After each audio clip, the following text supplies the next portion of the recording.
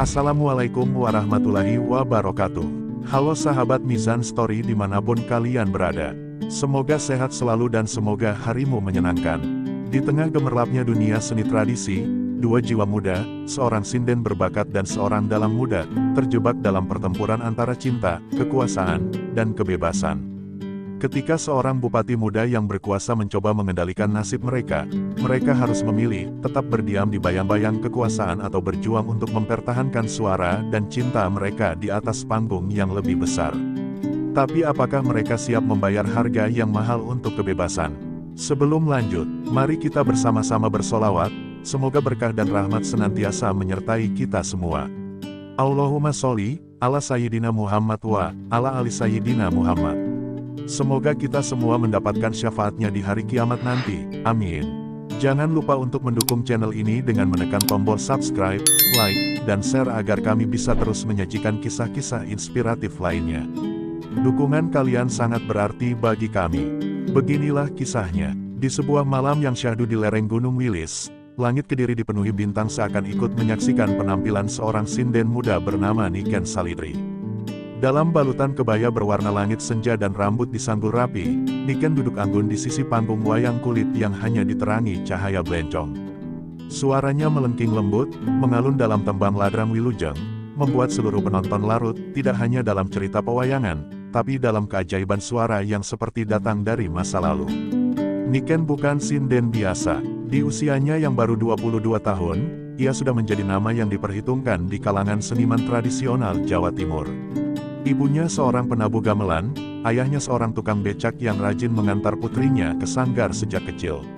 Namun, bukan garis keturunan yang membuatnya bersinar, melainkan cinta yang begitu dalam pada setiap nada Jawa yang ia dendangkan. Suara Niken itu seperti air di tengah kemarau, kata seorang penonton tua malam itu, matanya berkaca-kaca. Namun, jalan menuju panggung itu tak mudah. Niken pernah dihina karena memilih jalan tradisi di tengah era digital. Teman-teman sebayanya lebih suka menjadi selebgram atau YouTuber, sementara Niken memilih melantunkan tembang Macapat dan membaca serat Wedatama. Ia pernah merasa sendiri, hingga suatu malam, seorang seniman tua dari Yogyakarta yang menyamar sebagai penonton berkata, "Anakku, teruskan. Suaramu akan membangkitkan Jawa yang tertidur." Desas-desus mulai menyebar di kalangan dalang senior, ada sinden dari Kediri, suaranya membuat penonton lupa kalau mereka sedang duduk di tanah. Nama Niken mulai dibicarakan di warung kopi, di balai desa, bahkan di ruang tamu rumah dinas pejabat. Namun, di balik semua itu, Niken tetaplah gadis desa sederhana yang masih menjemur cucian sendiri, dan menyiram tanaman di pekarangan kecilnya. Suatu malam, Niken menerima undangan dari panitia Festival Budaya Jawa Timur. Ia diminta tampil dalam pembukaan, bersanding dengan dalang muda bernama Akbar Syahalam. Nama itu belum pernah ia dengar sebelumnya. "Siapa Akbar?" tanyanya pada ibunya, yang hanya mengangkat bahu. Tapi ada sesuatu dalam undangan itu yang membuat jantung Niken berdegup tak biasa, seolah takdir sedang bersiap mengubah hidupnya. Malam itu, sebelum tidur, Niken membuka kotak kecil peninggalan eyangnya. Di dalamnya ada selendang tua dan rekaman suara sinden legendaris. Ia memeluk selendang itu erat-erat. "Derekaken, Eyang, niki dalanku." Bisikannya mengambang di udara malam, disambut desa angin yang melewati jendela rumahnya. Tak ada yang tahu, bahwa suara yang lahir dari dusun kecil itu akan segera menggema ke seluruh Jawa Timur. Tapi, yang lebih tak terduga, suaranya tak hanya akan mengguncang panggung, tapi juga hati seorang dalang, dan seorang bupati yang tak siap kehilangan sorotan. Di sudut kota Blitar yang teduh, di balik bayang pohon beringin tua yang berdiri di depan sanggar warisan kakeknya, seorang pemuda sedang melukis dunia dengan bayangan. Dialah Akbar Syahalam, dalang muda yang tak hanya mewarisi teknik mendalang dari garis keluarganya, tapi juga ambisi untuk menghidupkan kembali seni wayang di mata generasi baru. Di usianya yang baru 25 tahun, Akbar telah menjadi fenomena, bukan karena ketampanannya, tapi karena caranya menyulap kisah Mahabharata menjadi begitu hidup dan relevan. Setiap kali wayang bergoyang di tangannya, dunia terasa berhenti bernafas. Ia memainkan tokoh Gatot Kaca seolah pahlawan super, menuturkan kisah Pandawa seolah dongeng yang lahir dari luka-luka manusia masa kini. Ia berbicara tentang pengkhianatan, cinta, dan pengorbanan di balik kulit lembu yang menari dalam cahaya blencong. Namun, Di balik semua kemegahan itu, Akbar menyimpan kehampaan. Ia belum pernah menemukan sinden yang benar-benar mampu mengisi celah dalam pertunjukannya, celah yang hanya bisa diisi oleh suara yang jujur dan tulus. Suatu malam, saat berselancar di media sosial, Akbar menemukan potongan video penampilan sinden muda bernama Niken Salidri. Ia menonton tanpa ekspektasi, hingga bait pertama keluar dari layar ponsel, dan ia terpaku. Suara itu tidak hanya indah. Suara itu menyentuh. Ada luka, ada harapan, dan ada cinta yang tersembunyi dalam setiap getarnya. Malam itu, Akbar tidak bisa tidur. Ia memutar video itu berulang kali, seolah mencari sesuatu yang hilang dalam hidupnya. Keesokan harinya, undangan dari panitia Festival Budaya Jawa Timur tiba di mejanya. Ia diminta menjadi dalang utama dalam lakon Semar Bangkit, dengan sinden pendamping, Niken Salidri. Dunia seakan mengatur panggung untuk sesuatu yang lebih dari sekadar pertunjukan. Akbar menatap undangan itu lama. Untuk pertama kalinya, ia merasa gugup. Bukan karena lakon yang sulit, tapi karena ia akan bertemu suara yang telah mengguncang batinnya. Aku akan berduet dengan sinden itu, gumamnya pelan, sambil memandangi wayang Semar yang tergantung di dinding. Semar Bangkit, atau Aku yang Jatuh. Tambahnya lirih, sambil tertawa kecut. Namun jauh di dalam hatinya, Akbar tahu, ini bukan sekadar kesempatan untuk menunjukkan kebolehan. Ini adalah ujian bagi jiwanya yang selama ini hanya berdialog dengan bayangan. Di malam menjelang keberangkatannya ke Surabaya, tempat latihan pertama akan digelar, Akbar berdiri di depan makam kakeknya, dalang legendaris Shah Alam Wibawa.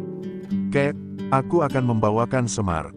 Tapi kali ini, mungkin Semar bukan tokohnya, mungkin aku." Hujan gerimis turun perlahan, seolah merestui niat dan kecemasan yang campur aduk di dada Akbar. Di tempat lain, Niken juga bersiap, tanpa tahu bahwa pria yang akan duduk di balik kelir nanti, bukan hanya akan menjadi mitra di panggung, tapi juga seseorang yang akan mengguncang keyakinan, mengubah arah takdir, dan mungkin, menabuh genderang perasaan yang belum pernah ia kenal.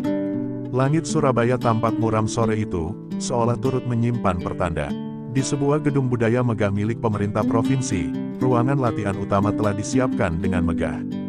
Gamelan sudah ditata rapi, kelir besar dibentangkan, dan belencong gantung mengayun perlahan, menanti dua jiwa muda yang akan menyatukan suara dan bayang di bawah pancaran sinarnya.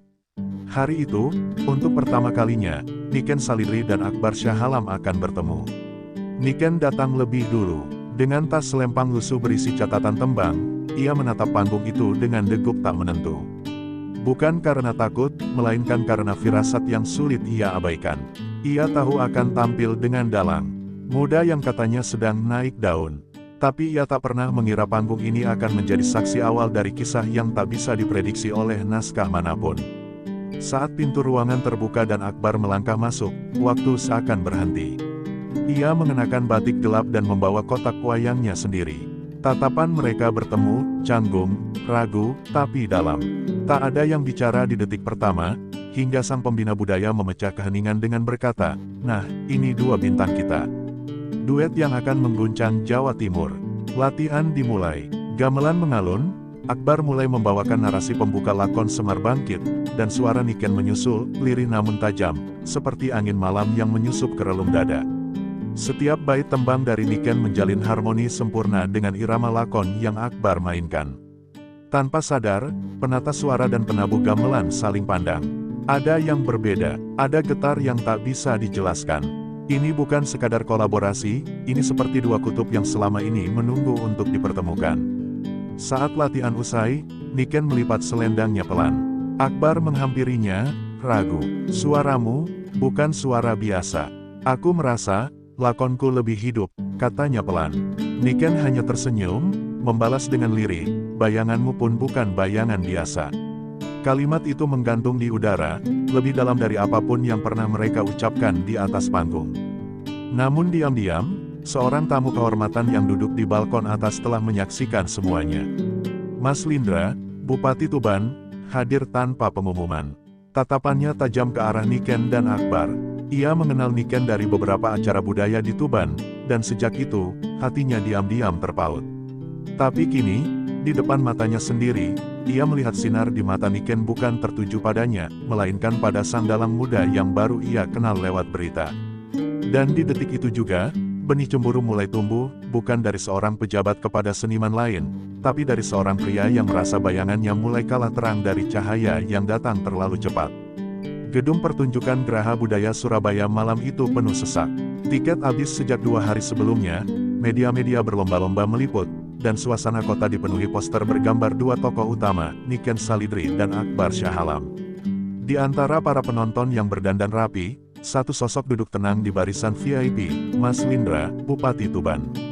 Jas lurik hitamnya rapi, namun sorot matanya menyimpan badai. Ia datang bukan sekadar menonton pertunjukan, tapi untuk melihat sesuatu, atau lebih tepatnya, seseorang. Sejak pertama kali bertemu Niken di sebuah acara budaya di Tuban 6 bulan lalu, hati Mas Lindra tak pernah sama.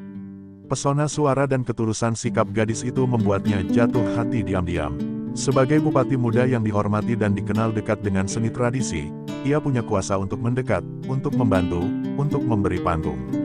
Namun kini, dari kejauhan, ia melihat Niken berdiri di sisi dalang lain, dan sinar yang terpancar dari matanya bukan sinar sekadar rekan kerja.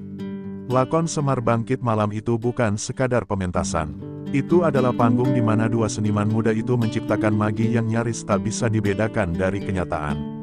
Akbar begitu hidup memainkan tokoh Semar yang kecewa pada dunia, sementara Niken mengalunkan tembang duka dengan suara yang terdengar seperti ratapan Dewi Langit. Penonton terpaku, tepuk tangan membahana, namun di tengah sorak-sorai, dada Mas Lindra justru terasa makin sesak. Matanya tak bisa lepas dari Niken. Ia melihat cara Niken mencuri pandang pada Akbar, cara senyumnya muncul pelan di selebai tembang, cara ia seolah melupakan dunia ketika Akbar membuka lakon dengan narasi tentang keikhlasan dan kehilangan. Mas Lindra menggenggam lengan kursinya erat. Ia tahu betul bahasa panggung. Dan yang ia lihat malam itu, bukan akting. Usai pertunjukan, Niken dan Akbar naik ke panggung untuk menerima penghargaan dari panitia festival. Lampu sorot menerangi mereka seperti pasangan yang diberkati langit. Saat Akbar secara spontan menggenggam tangan Niken dan mengangkatnya ke udara, penonton bersorak riuh. Tapi bagi Mas Lindra, itu adalah titik didih. Tepuk tangan yang bergema seperti dentang palu yang mengiris egonya sebagai pria, bukan sebagai pejabat. Malam itu, di balik panggung, Mas Lindra menghampiri Niken dengan senyum datar yang nyaris dingin. "Penampilanmu luar biasa, Niken," katanya, sembari menyerahkan buket bunga mawar putih. "Tuban menunggumu, seperti dulu." Niken tersenyum kaku, tak sempat menjawab karena Akbar sudah kembali menghampiri dengan membawa secangkir teh hangat untuknya. Tatapan Mas Lindra beralih, menusuk ke mata Akbar. Tak ada kata, tapi cukup untuk menyampaikan, "Aku tidak akan tinggal diam." Dan sejak malam itu, panggung yang megah tak lagi hanya bicara soal seni, tapi juga tentang 3 hati, 1 suara, 1 bayangan, dan 1 kekuasaan yang mulai terusik. Sejak malam pementasan itu, nama Niken Salidri dan Akbar Shah Alam menjadi bahan pembicaraan di mana-mana, di layar televisi lokal, media daring, hingga obrolan warung kopi desa. Namun, dari balik kemegahan nama dan pujian, badai perlahan mengumpul di balik layar. Niken menerima tawaran manggung tak henti-henti, dan anehnya, sebagian besar datang dari wilayah Tuban, kampung kekuasaan Mas Lindra. Setiap surat undangan selalu disertai pesan pribadi, Bupati Tuban mengundang secara khusus. Awalnya Niken tersanjung, tapi lama-lama ia mulai merasa dikurung dalam sangkar emas yang manis tapi mencekik. Akbar mulai merasakan jarak. Niken yang dulu ringan tertawa kini sering termenung. Pesan-pesannya kadang dibalas lambat, kadang tidak sama sekali. Dan ketika ia mencoba bertanya, Niken hanya berkata, "Maaf, jadwalku padat." Banyak undangan dari pemerintah daerah. Tapi Akbar tahu, ada sesuatu yang lebih dalam dari sekadar jadwal padat. Ia tahu bagaimana politik bekerja, bagaimana kekuasaan bisa menyentuh halus, tapi menghancurkan perlahan. Di sisi lain, Mas Lindra tak tinggal diam. Ia mulai sering mengundang Niken ke acara resmi di pendopo, bahkan pernah menugaskannya menjadi Duta Budaya Tuban, sebuah posisi yang penuh kehormatan tapi juga penuh kendali. Ia memberi fasilitas, kendaraan dinas, bahkan apartemen kecil di pusat kota Tuban. "Ini hanya bentuk apresiasi," katanya dengan senyum diplomatis. Tapi di balik itu, jelas ia sedang menanam kepemilikan atas seorang gadis yang seharusnya bebas bernyanyi dimanapun ia suka.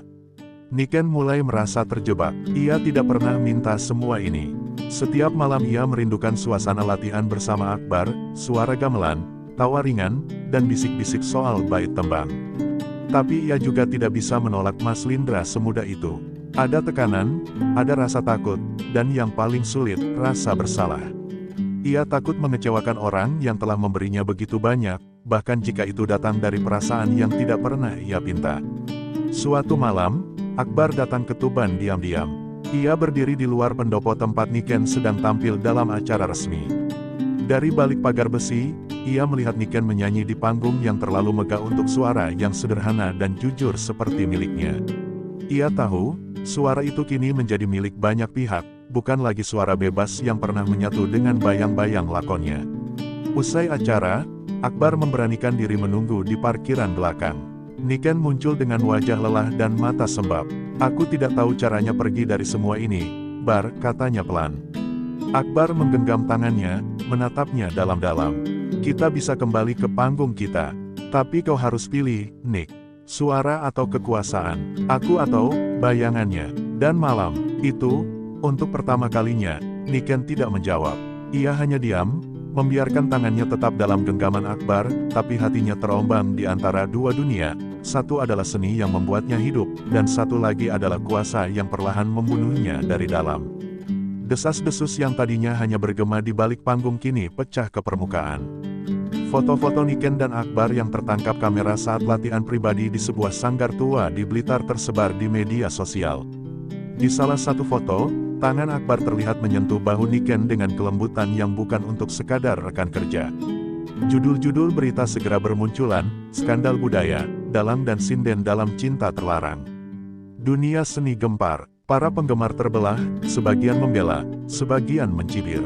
Mas Lindra murka, ia menggelar konferensi pers dadakan, menyatakan bahwa dirinya merasa dikhianati oleh pihak-pihak yang tidak menghormati etika budaya. Dengan suara tenang tapi beracun, ia menyindir bahwa seni harus bersih dari motif pribadi. Meski tak menyebut nama, publik tahu arah ucapannya. Ia bahkan diam-diam menekan beberapa pihak panitia festival untuk membatalkan kontrak pementasan Niken dan Akbar di beberapa daerah. Niken terpukul. Ia tidak hanya kehilangan panggung, tapi juga dihujani pesan kebencian. Sponsornya mundur satu persatu. Ada yang menuduhnya mengambil keuntungan dari perhatian seorang pejabat, ada pula yang menyebutnya pengganggu moral budaya. Ia menangis diam-diam di kamar kontrakannya yang sepi. Teleponnya berdering terus, namun hanya satu suara yang ingin ia dengar, dan itu datang dari Akbar. Akbar tak tinggal diam, ia mengunggah video berdurasi 2 menit, bicara langsung ke kamera dengan nada tajam namun tenang. Apa salahnya dua seniman jatuh cinta di panggung yang sama? Apa cinta harus tunduk pada kuasa? Katanya, video itu viral, membuat suasana makin panas. Para budayawan terbelah. Ada yang menganggapnya pahlawan seni, tapi ada juga yang menganggapnya menghina etika kebudayaan Jawa. Di tengah kekacauan itu, undangan dari komunitas budaya nasional datang. Mereka meminta Niken dan Akbar tampil dalam panggung kemerdekaan, sebuah acara prestisius yang disiarkan nasional. Ini adalah peluang untuk memulihkan nama mereka, tapi juga risiko besar. Jika mereka gagal atau membuat kontroversi baru, mereka bisa benar-benar dikucilkan dari dunia seni tradisi. Niken ragu, ia masih trauma dengan tekanan dan komentar jahat. Tapi Akbar, dengan mata yang menyimpan bara, menggenggam tangannya dan berkata, "Kita tidak sedang membawa sekadar wayang dan tembang, Nick. Kita sedang melawan bayang-bayang yang ingin membungkam kita. Biarkan suara dan lakon kita bicara." Dan di detik itu, Niken sadar, panggung bukan hanya tempat untuk menyanyi, tapi untuk berdiri. Maka mereka pun bersiap, bukan hanya untuk pertunjukan, tapi untuk perang. Perang melawan kekuasaan yang diam-diam ingin mengendalikan seni dan cinta. Tanggal 17 Agustus tiba dengan langit Jakarta yang mendung dan udara yang berat. Di Monumen Nasional, panggung megah panggung kemerdekaan berdiri angkuh, dikelilingi ribuan pasang mata dari seluruh penjuru negeri. Di antara tamu kehormatan, pejabat pusat dan daerah duduk berjejer, termasuk Mas Lindra, berbatik merah dengan senyum yang datar, hampir tak terbaca. Ia datang bukan sekadar menonton, melainkan menanti apakah lakon malam itu akan jadi kejatuhan, atau kebangkitan.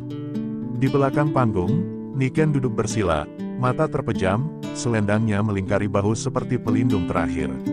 Akbar berdiri di dekatnya, mengenakan kostum dalam lengkap, wajahnya serius tapi tenang. Tak ada kata yang mereka tukar malam itu. Hanya saling pandang, dan dalam diam mereka tahu, ini bukan sekadar pentas. Ini pernyataan. Lakon yang mereka bawakan adalah Sang Bayang Menolak Lupa, cerita tentang tokoh Semar yang melawan kekuasaan raja yang menyembunyikan kebenaran di balik tabir kemuliaan.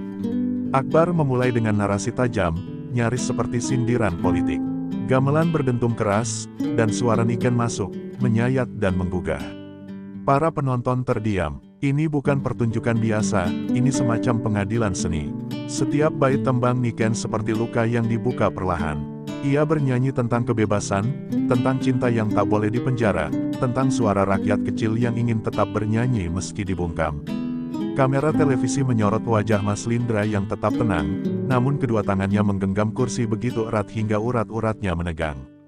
Ia tahu ini bukan sekadar cerita, ini pukulan. Puncak lakon datang saat tokoh Semar membuka kelir dan berdiri, bukan sebagai punakawan, tapi sebagai manusia biasa yang menolak menjadi bayang-bayang.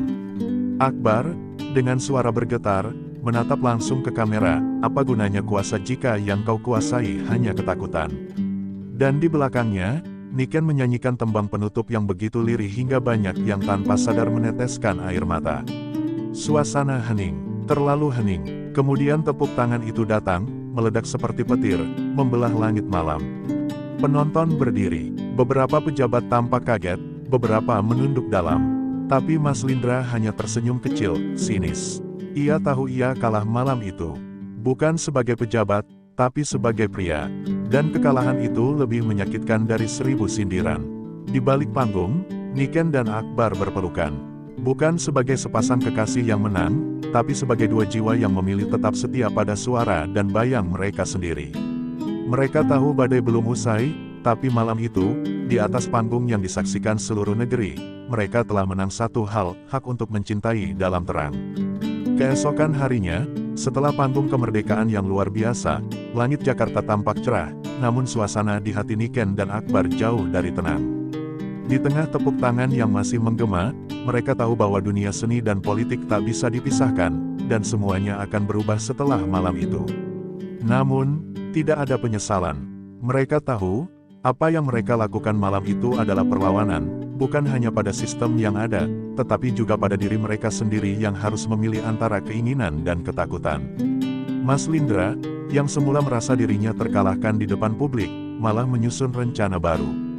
Dalam pertemuan tertutup, ia memberi tekanan pada para pejabat budaya, mengancam akan mencabut dukungan finansial terhadap berbagai program seni jika mereka terus mendukung Akbar dan Niken. Ia percaya bahwa seni harus berada di bawah kendali kekuasaan, seperti halnya dirinya yang merasa memiliki kendali atas Tuban. Namun, jauh di dalam hatinya, ia tahu bahwa kekuasaannya sudah mulai rapuh. Akbar dan Niken telah membuka luka yang sulit untuk disembuhkan.